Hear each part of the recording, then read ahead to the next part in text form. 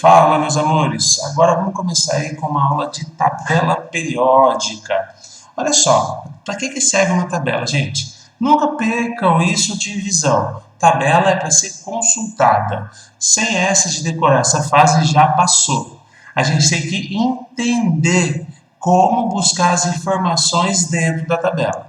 Bom, o foco dessa aula é compreender inicialmente como que esses elementos foram distribuídos dentro da tabela periódica e uma ideia um pouco histórica também.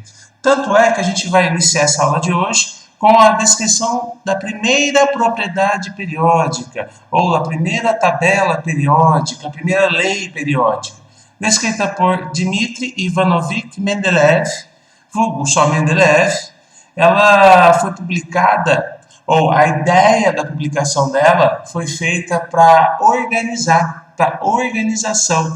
Então, Mendeleev, na verdade, ele queria organizar os elementos já conhecidos até a sua época e essa organização, com o intuito de fazer essa organização, ele descobriu uma tendência, uma sequência de características. A primeira coisa que ele pôde perceber que se ele colocasse os elementos em ordem crescente de massa atômica, ele conseguia observar alguma reprodutibilidade das características. Como assim, Pink? Quando ele, Mendeleev, agrupou os elementos em ordem crescente de massa atômica, ele começou a perceber que os elementos que ele organizava em colunas, respeitando essa característica, apresentavam características físicas e químicas bem semelhantes. E aí ele começou a fazer esse agrupamento através das características físicas e químicas e também respeitando a ordem crescente de massa atômica. Daí surge a primeira lei periódica, ou a primeira tabela periódica. Tá? A ideia central de agrupar os elementos respeitando a ordem crescente de massa e as características semelhantes, colocando esses elementos na mesma coluna, deu origem a essa primeira tabela. Com o passar dos anos, descobriu uma outra forma um pouco mais elaborada de agrupar esses elementos, que seria a nossa tabela periódica atual, descrita aí por Moseley. Por que houve esse rearranjo da ideia de Mendeleev, que seguia a ordem crescente de massa atômica? Porque percebeu-se que existiam elementos iguais, com as mesmas características, porém tinham massas diferentes. E aí, Moseley teve que reorganizar a tabela pensando nesses elementos que tinham as mesmas características, que eram os mesmos elementos, porém eles tinham massas diferentes. A esse grupo de elementos iguais com massas diferentes, classificamos como isótopos. Então, a partir da descoberta dos isótopos, foi necessária a reorganização e não mais levando em consideração a massa do elemento, e sim o seu número atômico. Tá? E é até hoje a tabela utilizada. Bacana?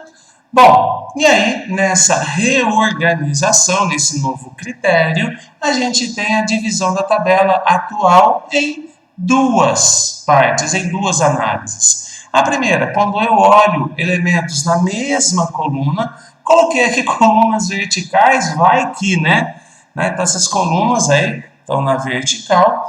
Essas colunas verticais que são 18, então nós temos aí 18 colunas na tabela periódica, pelo menos na atual, na mais convencional, tá? Nós temos aí 18 colunas, então são 18 colunas. Essas colunas são chamadas também de grupos ou famílias. Eu gosto mais de chamar por família, mas essa é a preferência, tá? Esses elementos da mesma coluna, ou dessas 18 colunas, eles têm a mesma quantidade de elétrons diferenciadores. O que é isso, Pink? É o elétron presente no subnível mais energético.